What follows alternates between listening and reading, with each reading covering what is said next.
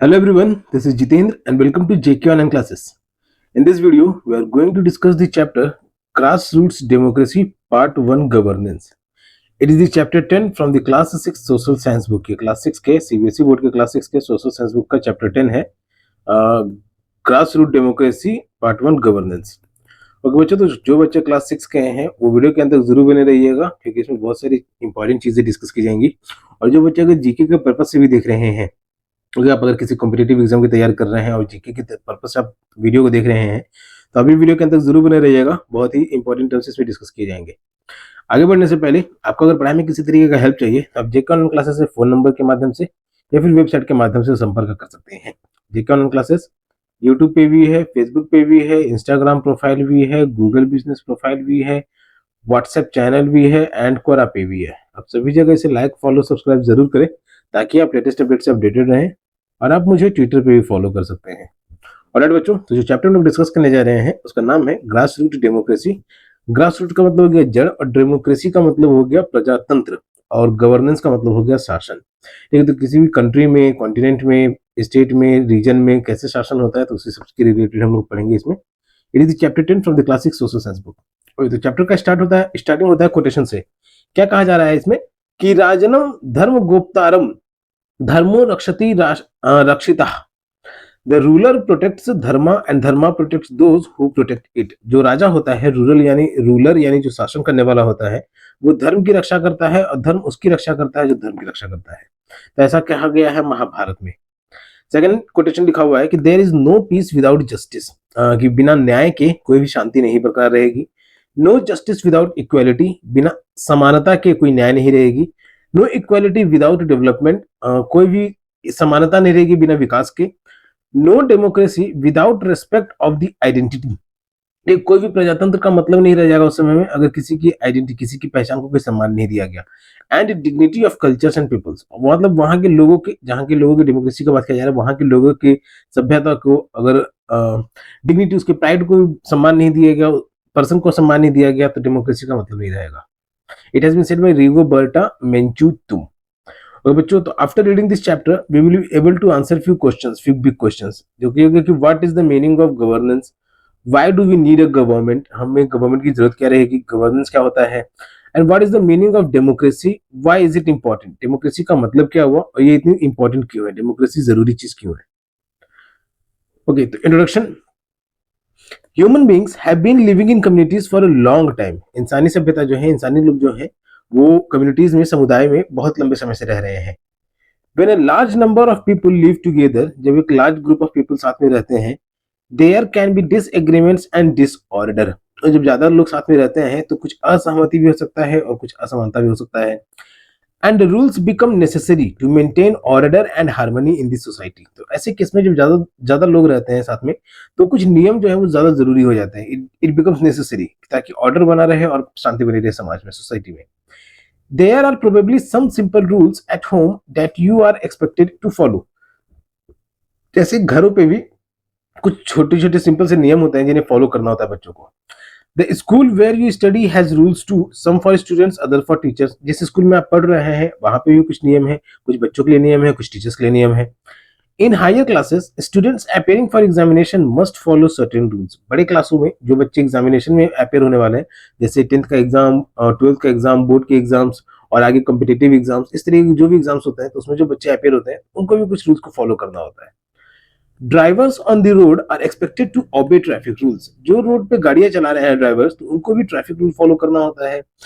People employed in all kinds of jobs also need to follow the rules. जो अलग अलग काम में जुड़े हुए थे, अलग अलग तरीके के काम में, जॉब्स में जुड़े हुए हैं लोग, तो उनको भी रूल्स फॉलो करना होता है। सेट बाय देयर एम्प्लॉयर, तो उनके एम्प्लॉयर की तरह जो रूल सेट किया गया है उसको भी फॉलो करना पड़ता है उन्हें।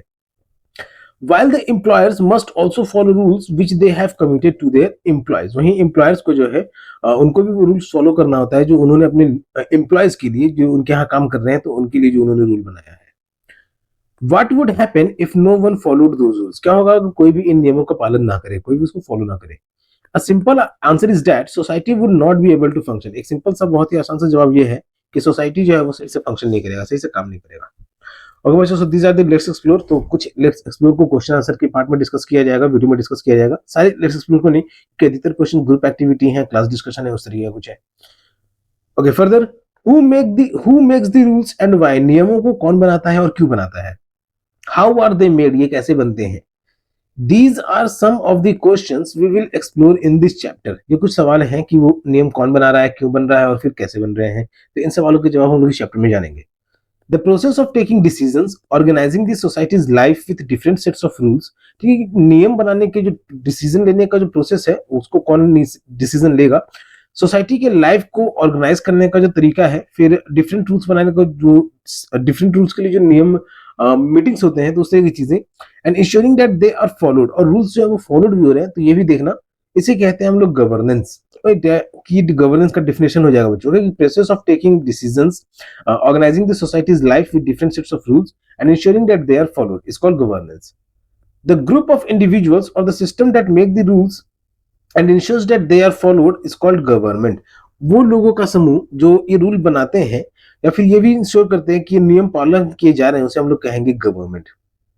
ठीक है, प्रोसेस कहलाएगा गवर्नेंस और ग्रुप कहलाएगा गवर्नमेंट। ओके बच्चों, some of the more important rules are called laws, और कुछ ज्यादा इंपॉर्टेंट रूल्स होते हैं तो उन्हें हम लोग कहते हैं लॉज। जैसे ट्रैफिक के रिगार्डिंग में आपने देखा कि ड्राइवर गाड़ी चलाता है तो ट्रैफिक रूल्स का फॉलो तो कर रहा है, लेकिन उसे लॉज का भी फॉलो करना पड़ता है। ड्राइवर्स को लॉज भी फॉलो करने पड़ते हैं, वरना उसमें जो मोटे मोटे फाइन लगते हैं, हेवी फाइन लगते हैं, तो वो सब अकॉर्डिंग टू लॉज लगते हैं, ना कि रूल्स लगते हैं। रूल्स तोड़ने के लिए लॉज के अकॉर्डिंग फाइन लग जाते हैं। Alright, this does not mean that the rules and laws are set once and for all. तो इसका मतलब ये नहीं हुआ कि जो भी नियम बने हैं या लॉज बने हैं, कानून बने हैं, वो सिर्फ एक ही बार बनेंगे और सबके लिए बनेंगे। Just as you might discuss a particular rule at home with your parents, जैसे अगर आपने कोई खास रूल डिस्कस किया होगा अपने घर पे अपने पेरेंट्स के साथ में, और as a student body might ask the school और university management to change a rule, या फिर स्कूल के सदस्य या कुछ स्टूडेंट लोग का ग्रुप है तो वो अपने स्कूल में बात कर सकता है कि कोई नियम में बदलाव करने के लिए। Citizens also have a say in the laws and the rules governing the society. तो नागरिक जो है वो भी अपनी बात रख सकते हैं कानून और नियमों की रिगार्डिंग सोसाइटी में। We will see how this takes place, हम लोग आगे देखेंगे कि ये कैसे काम कर रहा है। तो आप यहाँ पे इमेज में देख सकते हैं बच्चों, कुछ सिंपल सा एक इमेज बनाया हुआ है जिसमें लोग ट्रैफिक रूल का फॉलो कर रहे हैं, तो स्मूथली बहुत कम गाड़ियां भी चल रही हैं और सेफली है लोग। वहीं जहाँ पे रूल्स को फॉलो नहीं हो रहा है वहां पे पूरा कैओस मचा हुआ है। Alright, so this picture shows different occupations. Explore, question answer के पार्ट में डिस्कस किया जाएगा। For the 3 organs of government, अभी हमने क्या जाना कि गवर्नेंस की इंट्रोडक्शन में सिर्फ जाना हम लोगों ने, एक सिंपल सा इंट्रोडक्शन जाना गवर्नेंस के रिगार्डिंग कि गवर्नेंस क्या हुआ और गवर्नमेंट क्या हुआ, उसका डेफिनेशन क्या हुआ। अब गवर्नमेंट का, किसी भी गवर्नमेंट का 3 ऑर्गन होते हैं, उसके बारे में लोग डिटेल से जानेंगे। ऑल ओवर द वर्ल्ड, पूरी दुनिया में digital technologies have been transforming the way societies function. तो जो आधुनिक तकनीक आती जा रही है, डिजिटल टेक्नोलॉजीज जो आते जा रहे हैं, तो इन्होंने बहुत ही सारा सोसाइटीज का काम काज को बहुत ही असर डाला है। In India till about 30 years ago, Bharat देश में आज से 30 साल पहले लगभग, people who wanted to transfer money to a distant relative would have to queue up at the post office। तो आज से 30 साल पहले लगभग भारत में अगर किसी को दूर दराज देशों तक पैसे भेजना होता था तो लोगों को डाकघरों में लाइन लगना पड़ता था, कि पोस्ट ऑफिस में लंबी लंबी लाइन लगना पड़ता था। To send a money order और after filling up a form, ठीक है, किसी मनी ऑर्डर को भेजा सके एक फॉर्म भरने के बाद। और if they had to send a payment to some business, they would queue up at their bank to obtain a demand draft। और अगर उन्हें किसी कारोबार से रिलेटेड कोई पैसा भेजना होता था तो उन्हें बैंक में डिमांड ड्राफ्ट के लिए लाइन लगाना पड़ता था, which would then have to be sent by post, जिसे फिर उस डिमांड ड्राफ्ट को फिर पोस्ट से भेजा जाता था। ठीक है, फिर यानी बैंक में लगने के बाद फिर पोस्ट ऑफिस में लाइन लगो। You have probably never heard these terms। आप लोगों ने ये मनी ऑर्डर और डिमांड ड्राफ्ट टर्म जो है, शब्द जो है, ये पहले कभी शायद सुना नहीं होगा। ये आज से 30 साल पहले इस तरीके से पैसे भेजा करते थे, मंगवाया करते थे लोग एक दूसरे से। Because today we have digital means of sending across money instantly, क्योंकि आज हमारे पास डिजिटल मीन्स साधन आ चुके हैं पैसे भेजने के, और तुरंत से तुरंत पैसे चले जाते हैं। You might have seen it. However, this has also created a new class of criminals। लेकिन इस डिजिटल टेक्नोलॉजी के एडवांसमेंट के इमर्जेंस के बाद भी एक नए क्लास ऑफ क्रिमिनल्स यानी जो अपराधी हो गए, तो उनका भी वो लोग भी बनने शुरू हो गए। Who without even leaving their desk, जो कि बैठे बैठे ही find digital ways of stealing people's money, एक डिजिटल तरीके से लोगों का पैसा चुरा लेते हैं. This has led many governments to pass new laws in order to fight such criminal activities called cybercrime. तो इसीलिए बहुत सारी सरकारों को नए कानून, नियम और कानून बनाने पड़ गए हैं ताकि ऐसे अपराधी काम करने वाले जो साइबर क्राइम जिन्हें हम कहते हैं, तो उनको पनिश किया जा सके. Some of those criminals who believe in robbing innocent people of their hard earned money, कुछ क्रिमिनल्स जो दूसरे लोगों के मेहनत की कमाई के पैसों को चुराना चाहते हैं, instead of using their skills to contribute to the society, अपने स्किल्स का इस्तेमाल करके सोसाइटी के भलाई के लिए उसको इस्तेमाल करें, तो ये ना करके लोग दूसरे की मेहनत के पैसे को चुराना चाहते हैं, have been arrested and convicted in court, तो उन्हें कई कई ऐसे अपराधियों को गिरफ्तार भी किया गया है और कोर्ट में भी पेश किया गया है. They are usually fined as well as jailed for some years. उन्हें कुछ पैसे को जुर्माना लगाया जाता है और जेल जाने की भी सजा दी जाती है. Through this example, इस एग्जाम्पल से हम देख सकते हैं, we can see how the three branches or organs of a government to work together. तो इस एग्जाम्पल से हम देख सकते हैं कि कैसे तीन अंग जो है गवर्नमेंट के वो कैसे काम कर रहे हैं, तीन अंग और शाखा जो है. तो जो तीन अंग और शाखा कौन कौन से हो गए? पहला the legislature, it is the organ that make new laws. जैसे 30 साल पहले जैसे एग्जांपल दिया गया कि पहले मनी ऑर्डर और डिमांड ड्राफ्ट की मदद से पैसे भेजा करते थे, तो अब डिजिटल एडवांसमेंट की वजह से डिजिटल मीन्स हो गए सेंडिंग मनीज के, जिसकी वजह से साइबर क्राइम्स बढ़ने लग गए और साइबर क्रिमिनल्स भी बढ़ने लगे. तो इन साइबर क्रिमिनल्स को रोकने के लिए लेजिस्लेचर ने क्या किया? पहले लॉज ऑफ रूल्स को रेगुलेट किया, बनाया. So legislature is the organ that make new laws और लेजिस्लेट्स, जो नए कानून बनाता है या फिर उसको लागू करता है. Sometimes it also updates और removes existing laws. कभी कभार वो अभी के जो ऐसे लॉज हैं जो अभी भी चल रहे हैं, तो उसको अपडेट भी करता है तो हटाता भी है. This is done by an assembly of representatives of the people. और ये एक लोगों के एक समूह के द्वारा इसको बनाया जाता है, इसको किया जाता है, नियम को, लॉज को बनाना. We will soon see how the Indian system works. हम लोग आगे देखेंगे भी कि इंडियन सिस्टम कैसे काम करता है. फर्स्ट पार्ट था legislature, second is the executive. Okay, legislature बच्चों इसको हम लोग हिंदी में कहेंगे विधानसभा से रिलेटेड, ओके, विधायिका. और एग्जीक्यूटिव इसे हम लोग कहेंगे कार्यपालिका.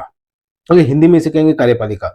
The executive is the organ that implements और एग्जीक्यूट्स द लॉज. एग्जीक्यूटिव वो ऑर्गन हुआ जो कि देखता है कि नियम जो है, जो बनाए गए नियम, तो उसको लागू करना और उसको सही तरीके से, कारगर तरीके से काम करवाना उसको. This includes the head of state who may be a president, a prime minister और अ चीफ मिनिस्टर. तो इसमें जो होते हैं, जो एग्जीक्यूटिव होते हैं, ये हेड ऑफ स्टेट हो सकते हैं, जो प्रेसिडेंट भी हो सकते हैं, प्राइम मिनिस्टर भी हो सकते हैं, फिर किसी स्टेट के चीफ मिनिस्टर भी. The ministers and any agency responsible for enforcing law and order, या तो कोई दूसरे मिनिस्टर भी हो सकते हैं, या कोई ऐसा एजेंसी हो सकता है जिसका काम लॉ एंड ऑर्डर को सुचारू रूप से काम करवाना है. In our above example that agency is the cyber police. ऊपर जो साइबर क्राइम से रिलेटेड जो एग्जांपल दिया गया है, तो उसमें जो एजेंसी है, जो एग्जीक्यूटिव बॉडी है, कि नियम फॉलो हो, फिर उसको अगर कोई गलत काम कर रहा है तो उसे सजा भी मिले, तो उसके लिए एजेंसी हो जाएगी साइबर पुलिस. नेक्स्ट ऑर्गन है गवर्नमेंट का judiciary. Okay, legislature, executive, third organ is judiciary. इसे हम लोग कहते हैं न्यायपालिका. ओके बच्चों, न्यायपालिका. Judiciary is the system of courts which decides whether someone has broken the law. तो जुडिशरी वो सिस्टम ऑफ कोर्ट्स है, वो कानून का कोर्ट है जिसमें लोग डिसाइड करते हैं कि किसी ने नियम को तोड़ा है. And if so what course of action should be taken, और अगर ऐसा हुआ है तो कैसा एक्शन लेना चाहिए, उसे सजा के तौर पे कैसे उसको देखा जाए. इंक्लूडिंग पनिशमेंट इफ नेसेसरी, अगर पनिशमेंट भी जरूरी है तो वो भी देना पड़े. Sometimes it also examines weather a decision taken by the executive is right. Executive, इसका काम क्या है? Law and implementation of the rules. तो अगर उसके द्वारा भी कोई डिसीजन लिया गया है तो जुडिशरी भी देखता है कि वो डिसीजन सही है या गलत है. और whether law pass by the legislature is well conceived and fair to all, या फिर लेजिस्लेचर के द्वारा अगर कोई लॉ पास किया गया है तो वो भी सही तरीके से बनाया गया है और वो सारे लोगों को ध्यान में रख करके बनाया गया है, ये नहीं कि बस खास समुदाय के लोगों के लिए. Okay, explain how the three government organs are at work in case of cyber criminals. Cyber criminals में कैसे गवर्नमेंट ऑर्गन्स हैं वो एक्सप्लेन क्वेश्चन आंसर में डिस्कस किया जाएगा बच्चों. तो आप यहाँ देख सकते हैं एग्जीक्यूटिव, जुडिशरी एंड लेजिस्लेचर, तीनों अलग अलग पार्ट होने के बावजूद भी सब इंटरकनेक्टेड है. इसमें से ये दिखाया गया बच्चों कि गवर्नेंस के लिए तीन बॉडीज बहुत जरूरी हैं, एग्जीक्यूटिव, जुडिशरी एंड लेजिस्लेचर. अलग अलग होने के बावजूद भी all of them are interconnected. Further, in any good system of governance, ठीक है, शासन के किसी अच्छे सिस्टम में, these three organs must be kept separate, ये तीनों सेपरेट अलग अलग होने चाहिए. Although they interact with each other and work together, इसके बावजूद कि उनमें आपस में बातचीत होते रहेगा और साथ में मिलकर ही काम करेंगे, लेकिन अलग अलग डिपार्टमेंट रहेंगे. ओके, सब के सब अलग अलग department. This separation is called the separation of powers. ये जो अंतर कहलाता है अलग अलग डिपार्टमेंट्स के बीच में, अलग अलग एजेंसीज के, गवर्नमेंट्स के बीच में, ऑर्गन्स के बीच में, तो ये कहलाता है सेपरेशन ऑफ पावर्स कि सबका पावर, ताकत जो है वो अलग अलग बटा हुआ है। It is intended to provide a system of checks and balance. इसका मकसद है ताकि जो भी काम हो रहा है जिस भी जगह पे वो सही तरीके से बना रह सके। This means that each organ of the government can check what the other is doing. अब इसका मतलब क्या कि गवर्नमेंट की जितना भी ऑर्गन है, लेजिस्लेचर चाहे तो एग्जीक्यूटिव को देख सकता है, एग्जीक्यूटिव चाहे तो जुडिशियरी के बारे में पता कर सकता है, जुडिशियरी चाहे तो लेजिस्लेचर के बारे में, या जुडिशियरी चाहे तो एग्जीक्यूटिव के बारे में, कोई किसी के बारे में भी जानकारी ले सकता है। ओके, कि this means that each organ of the government can check what the other is doing and restore balance if the one organ acts beyond its expected rule. और अगर कोई अपने हद से बाहर जाकर के भी काम कर रहा है तो उसे सही तरीके से लाया जा सके। Alright, now further the three levels of government. ये थ्री लेवल्स ऑफ गवर्नमेंट होते हैं बच्चों। अभी हम लोगों ने क्या जाना, three organs of government. Okay, अभी हम लोगों ने three layers, three branches, three organs, तीन अंग के बारे में जाना। अब हम लोग थ्री लेयर्स के बारे में जानेंगे, तीन तहों के बारे में। तो कौन कौन से हो गए? Any government operates at two levels at the least. कम से कम किसी भी सरकार को चलने के लिए, किसी भी देश में किसी भी सरकार, कोई भी अगर सरकार अगर चल रही है तो उसमें दो लेवल्स होते ही हैं, लोकल एंड नेशनल। ठीक है, क्षेत्रीय लेवल पे और दूसरा नेशनल लेवल पे। In many countries including India, बहुत सारे देशों में जिसमें भारत देश भी शामिल है, it functions at three levels और टीयर्स। ये तीन लेवल्स और टीयर्स में काम करता है, लोकल, स्टेट और regional. Okay, so these are the three levels which are part of government, state और रीजनल एंड नेशनल। ठीक है, लोकल, स्टेट और regional and national. Each level deals with different matters. हर लेवल का अपना अपना एक मकसद है, सब अलग अलग मैटर में डील करता है।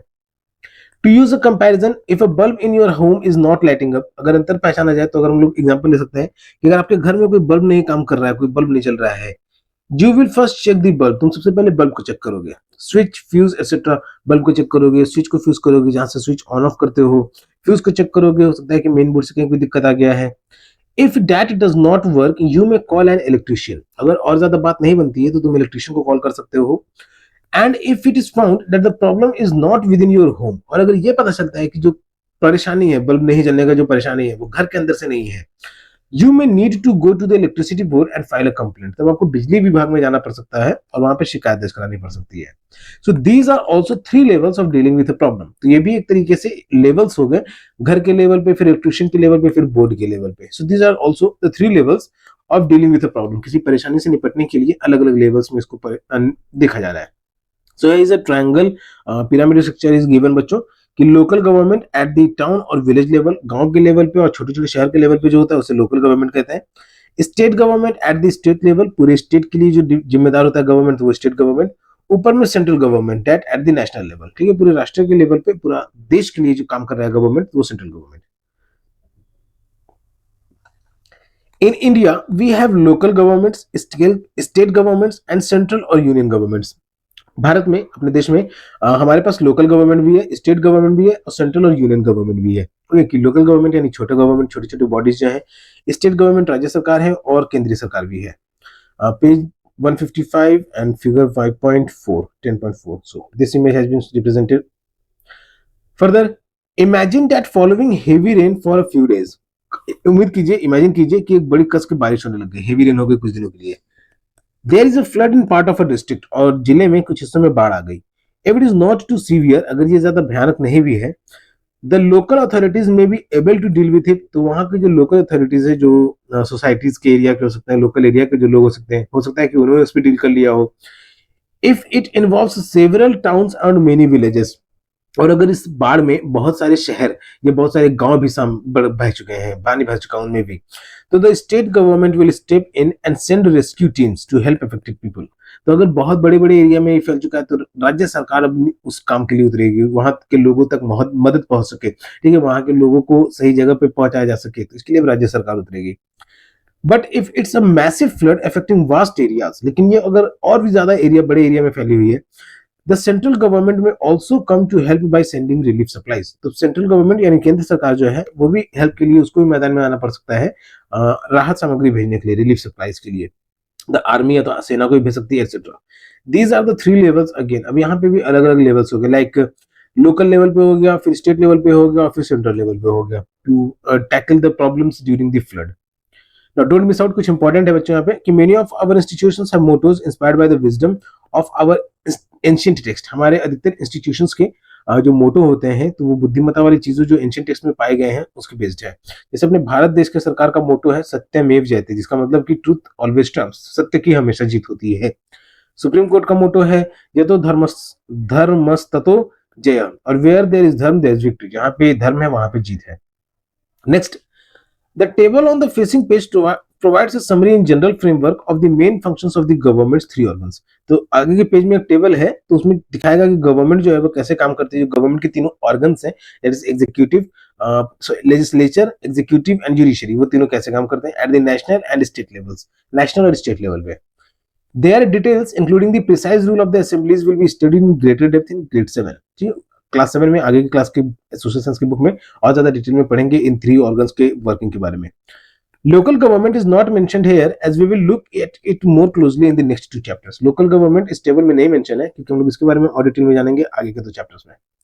ओके बच्चों, तो ऑल इंडिया लेवल पे यानी नेशनल लेवल पे एंड स्टेट लेवल पे सबसे पहले जुडिशरी यानी जो कानून न्यायपालिका जो डिसीजन लेते हैं न्याय के लिए, जस्टिस के लिए, तो सुप्रीम कोर्ट ऑफ इंडिया ये पूरी इंडिया के लिए केस देखता है और स्टेट लेवल पे हाई कोर्ट्स होते हैं। नेक्स्ट, लेजिस्लेचर जिसे हम लोग विधानसभा कहते हैं। Okay, two houses, Lok Sabha and Rajya Sabha, formulate national laws. Lok Sabha national level पे लॉज बनाता है और राज्यसभा स्टेट लेवल पे। तो houses and assembly where laws are discussed और पास्ड, वो असेंबली वो सभा जहां पे लॉज नियमों को डिस्कस किया जाता है और वहां पे पास भी किया जाता है। नेक्स्ट इज स्टेट लेवल पे होने वाले वर्क। तो वन स्टेट लेवल असेंबली और विधानसभा, none the most states have a single assembly, a few states have two. ठीक है, तो एक तो स्टेट लेवल पे जो होता है स्टेट असेंबली, सॉरी बच्चों मैं यहाँ कहना चाहूंगा लोकसभा और राज्यसभा, ये both the houses eight the national level. ठीक है, ये मैंने शुरुआत में कहा था कि राज्यसभा स्टेट लेवल पे, तो स्टेट से रिप्रेजेंटेटिव्स आते हैं इसमें। और तो ये लोकसभा में भी और राज्यसभा में भी स्टेट से रिप्रेजेंटेटिव आते हैं, लेकिन ये नेशनल लेवल के हाउसेज हो गए। Okay, Lok Sabha Rajya Sabha. State level पे जो हो गया वो हो गया स्टेट असेंबली या फिर विधानसभा। किसी किसी राज्य में एक ही है और कुछ राज्य ऐसे भी जिसमें दो दो विधानसभा भी है। Next is executive. ठीक है, सेंट्रल गवर्नमेंट के लिए एग्जीक्यूटिव जिनको काम करवा रहे हैं, तो इसका जो हेड हो गया है तो प्रेसिडेंट हो सकता है, जो कि नॉमिनल हेड होगा सिर्फ नाम के लिए। ठीक है, और फिर supreme commander of Indian arm forces जैसे प्राइम मिनिस्टर और executive head. State level central level पे प्रेसिडेंट और the supreme commander of Indian arm forces. State level पे इट कैन बी गवर्नर और chief minister as the executive head. अब functions क्या क्या देखते हैं स्टेट लेवल के जो एग्जीक्यूटिव्स है। Defence, foreign, atomic, communication, currency, interstate, education, formulation of normal policy, national policies, फिर police, law and order, adaptation and implementation of laws made, public health, education, agriculture, irrigation, local government. These are the work done by the state government, executive of the state governments. All right, further here is a few notes written about doctor APJ Abdul Kalam. इनका जन्म हुआ था तमिलनाडु, रामेश्वर तमिलनाडु में 1931 में। तो he served as to India as the 11th president from 2002 to 2007। इन्होंने अपने भारत देश के लिए 2002 से लेकर 2007 तक में 11वें प्रेसिडेंट के रूप में काम किया। इन्हें मिसाइल मैन ऑफ इंडिया भी कहा जाता था। ठीक है बच्चों, तो इनके द्वारा कुछ लिखे गए इंपॉर्टेंट कोटेशंस यहाँ पे इसे रीड कीजिएगा। कोई डाउट आता है तो कमेंट बॉक्स में जरूर बताइए। Alright, so we have studied till अभी तक हम लोगों ने क्या जाना, गवर्नमेंट के बारे में, उसके थ्री ऑर्गन्स के बारे में, फिर उसके थ्री लेयर्स के बारे में, थ्री लेवल्स के बारे में। Now we are going to know about the democracy. Democracy का हिंदी में मतलब हो गया बच्चों प्रजातंत्र। ठीक है, कि लोगों के द्वारा, लोगों के लिए, तो प्रजातंत्र। You may have noticed that we earlier mentioned representatives of the people। Starting में चैप्टर में एक जगह मेंशन किया गया है representatives of the people, लोगों का नेतृत्व करने वाले। This is one of the foundation stones of the system of governance adopted by most countries of the world, democracy। अब ये जो डेमोक्रेसी है ये बहुत ही ज्यादा कॉमन है, एक फाउंडेशन स्टोन है, बहुत सारे देशों के द्वारा अपनाया गया, जिसे हम लोग डेमोक्रेसी कहते हैं। ठीक है, शासन के लिए एक सिस्टम है डेमोक्रेसी जो है, जिसे बहुत सारे देशों के द्वारा अपनाया गया है। The word democracy comes from two Greek words. Democracy word जो है ये दो ग्रीक वर्ड से आया है, एक डेमोस जिसका मीनिंग हो गया पीपल, एंड क्रेटोस जिसका मीनिंग हो गया रूल और power. So democracy literally means the rule of the people. तो इसीलिए डेमोक्रेसी का शाब्दिक तौर पर अर्थ हो गया रूल ऑफ द पीपल, यानी लोगों का शासन। But can all people actually rule? क्या सारे लोग रूल कर सकते हैं, शासन कर सकते हैं? It is clearly not possible, ये बिल्कुल भी संभव नहीं है। Imagine there is a problem that your class wants to bring to the attention of your school principal. ठीक है, एक ऐसी प्रॉब्लम हो गई आपकी क्लास में जिसमें आप चाहते हैं कि प्रिंसिपल का भी ध्यान जाए, आपकी क्लास चाहते हैं, आप बच्चों का जो ग्रुप है आपकी क्लास में, तो वो सब चाहते हैं कि प्रिंसिपल का भी ध्यान जाए उस परेशानी में। Maybe there is something wrong with the classroom. हो सकता है कि क्लासरूम में कुछ गलत हो, और विद द स्कूल्स इंफ्रास्ट्रक्चर, या स्कूल के किसी ऐसे नक्शे से परेशानी हो जिसको बदलने का कोशिश किया जाए, और perhaps you would like to propose a certain date for a field trip, या आप अपने क्लास को किसी फील्ड ट्रिप पे ले जाना चाहते हैं ग्रुप के साथ, तो वो डिस्कस करना चाहते होंगे प्रिंसिपल के साथ। Will the entire class go on to the principal, क्या पूरा का पूरा क्लास उठ करके चल जाएगा प्रिंसिपल के पास? It would clearly not be practical, तब ये सही नहीं रहेगा। In many schools classes have a class monitor और क्लास रिप्रेजेंटेटिव्स। अगर बच्चों आपके स्कूल में भी कोई ना कोई क्लास मॉनिटर होगा या क्लास रिप्रेजेंटेटिव होगा, तो बाकी स्कूलों की तरह उसमें भी हर स्कूल में होते हैं। होम द क्लास इलेक्टेड, और उस मॉनिटर को या रिप्रेजेंटेटिव को क्लास के बच्चे चुने हुए रहते हैं। Even if there is none, अगर कोई नहीं भी है, one representative can be selected for this specific purpose, किसी भी एक को चुना भी जा सकता है। अगर दूसरे बच्चों ने नहीं चुना है, तो किसी भी एक बच्चे को क्लास के टीचर के द्वारा चूज किया जा सकता है। It will be enough to send the representative to the principal, और ये सिर्फ रिप्रेजेंटेटिव को प्रिंसिपल के पास भेज देना एनफ रहेगा कि अपनी बात रखा जा सके। अगर स्कूल से रिलेटेड प्रॉब्लम हो, या इंफ्रास्ट्रक्चर से रिलेटेड प्रॉब्लम हो, क्लासरूम से रिलेटेड प्रॉब्लम हो, या फिर फील्ड ट्रिप पे जाना है तो उसका परमिशन से लेकर रिलेटेड कुछ बात करना है। It is the same principle at the state और नेशनल लेवल्स थ्रू इलेक्शंस, और यही प्रिंसिपल यही सिद्धांत पर काम करता है इलेक्शन के लिए स्टेट और नेशनल लेवल पे। ठीक है, राज्य में भी इलेक्शन जो होता है और नेशनल लेवल के लिए भी जो इलेक्शन होता है, तो सेम प्रिंसिपल काम करता है। पीपुल वोट फॉर रिप्रेजेंटेटिव्स, लोग जो है अपने रिप्रेजेंटेटिव्स के लिए वोट करते हैं। Who will be elected members of their respective assemblies, जो अपनी सभा के अपने क्षेत्र के, जैसे विधानसभा हो गया, राज्यसभा हो गया, तो सबका अपना अपना क्षेत्र बटा हुआ है कि ये रीजन, इस रीजन के लोग विधानसभा में बैठेंगे, राज्यसभा में बैठेंगे, या फिर लोकसभा में बैठेंगे, तो वो अपने असेंबली से चुनाव लड़ते हैं, जिन्हें लोग चुनते हैं, बाकी के लोग वोटिंग के द्वारा चुनते हैं। They are generally called members of the legislative assembly, और उन मेंबर्स को जो स्टेट लेवल पे हैं, उन्हें हम लोग कहते हैं members of the legislative assembly eight the state level, और एमएलए। ठीक है, एमएलए स्टेट लेवल पे, जिसे हम लोग हिंदी में विधायक या पार्षद भी कहते हैं, एंड मेंबर ऑफ पार्लियामेंट, जिसे सांसद कहते हैं हिंदी में। ओके, मेंबर ऑफ पार्लियामेंट, और MPs at the national level. तो all of them are the elected representatives. All these members discuss laws, problems and solutions in the assemblies. ये जितने भी रिप्रेजेंटेटिव इनके गए हुए रहते हैं हमारे द्वारा, तो ये लोग लॉ को डिस्कस करते हैं, प्रॉब्लम्स को डिस्कस करते हैं, और उसके सॉल्यूशंस के लिए रिगार्डिंग भी डिस्कस करते हैं असेंबली में। And through dialogue and debate try to convince each other whenever there are different opinions, और dialogue और debate की मदद से एक दूसरे को कन्विंस करने की कोशिश करते हैं अगर उनके ओपिनियन में कोई अंतर आता है तो। लाइक एनी मॉडर्न डेमोक्रेसी, किसी मॉडर्न डेमोक्रेसी की तरह, therefore India is a representative democracy, तो इंडिया भी क्या है, एक प्रतिनिधित्व प्रजातंत्र है कि लोग अपने नेता को खुद चुनते हैं। इस तरीके का माहौल भारत देश में। It is also the world's largest democracy, और अपना भारत देश जो है पूरी दुनिया का सबसे बड़ा डेमोक्रेटिक कंट्री भी है। With some 970 million voters in 2024 के अनुसार लगभग 970 यानी 97 करोड़ लोग जो है वोटर्स वोट डालते हैं अभी अपने देश में। और बच्चों, तो अपने देश की आबादी कितनी है अभी? 140 करोड़, जिसमें से 970 यानी 100 करोड़ के आसपास के लोग जो है, 30 करोड़ कम है, फिर भी इतने लोग जो है वोट डाल रहे हैं अभी भी। तो अंदाजा लगाइए कि कितने लोग चुन रहे हैं रिप्रेजेंटेटिव को। In principle all Indian citizen above the age of 18 have the right to participate in these elections. जो भी 18 साल से उम्र के ऊपर के हो चुके हैं, तो नागरिक है, भारत देश का नागरिक है, तो वो इलेक्शन में पार्टिसिपेट कर सकता है, अपने रिप्रेजेंटेटिव के लिए वोट डाल सकता है। Imagine that your class is planning to go for a picnic. Imagine कीजिए कि आप लोग अपने बच्चे जो हैं क्लास के, तो वो एक पिकनिक पे जाने का प्लान कर रहे हैं। There are two possible places, A and B, और दो जगह आप लोगों ने डिसाइड किया, या तो A पे जा सकते हैं या तो B पे जा सकते हैं। The class discusses the pros and cons, और फिर क्लास प्रो और कॉन पे डिस्कस करेगी कि A पे जाना सही रहेगा या B पे जाना। Distance, time, cost, availability of basic facilities etcetera. अब A पे जाएंगे तो कितना दूरी है, कितना समय लगेगा, कितना दाम लगेगा, बेसिक फैसिलिटीज अवेलेबल है कि नहीं, और भी अलग अलग तरीके के जो भी प्रॉब्लम्स आ सकते हैं A पे भी और B पे भी, ये सब भी डिस्कस करना रहेगा। It becomes difficult to arrive at a decision, और सब डिस्कशन करने के बाद भी अगर कोई डिफिकल्टी आ रही है कि किस जगह पे जाना है, so your teacher decide that voting can solve the problem. तो आपके टीचर ने एक डिसीजन लिया कि चुनाव के द्वारा डिसीजन लिया जाए कि कहाँ पे जाना रहेगा विजिट के लिए, ए पे या फिर बी पे। The number of students in favor of place A raise their hands, then the number of students in favor of place B raise theirs। तो पहले A के फेवर में जो चाहते हैं कि A जाया जाए, तो वो लोग पहले अपना हाथ उठाएंगे, और फिर जो चाहते हैं कि B जाया जाए, तो वो लोग अपना हाथ उठाएंगे।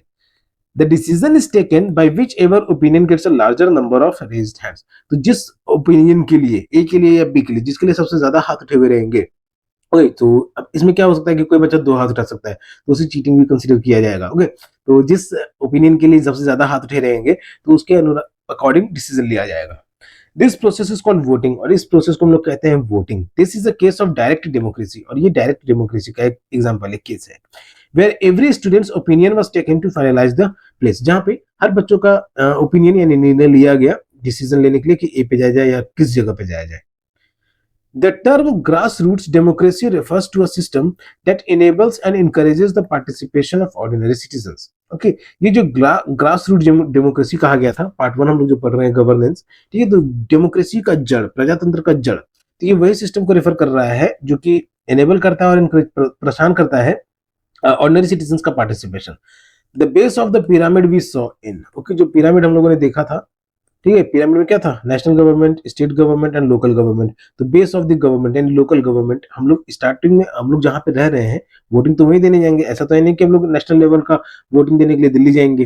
तो स्टार्टिंग कहाँ से हो जाता है, लोकल लेवल से ही। तो the base of the pyramid we saw in figure 10.4 on the page 155, that is the ordinary citizen.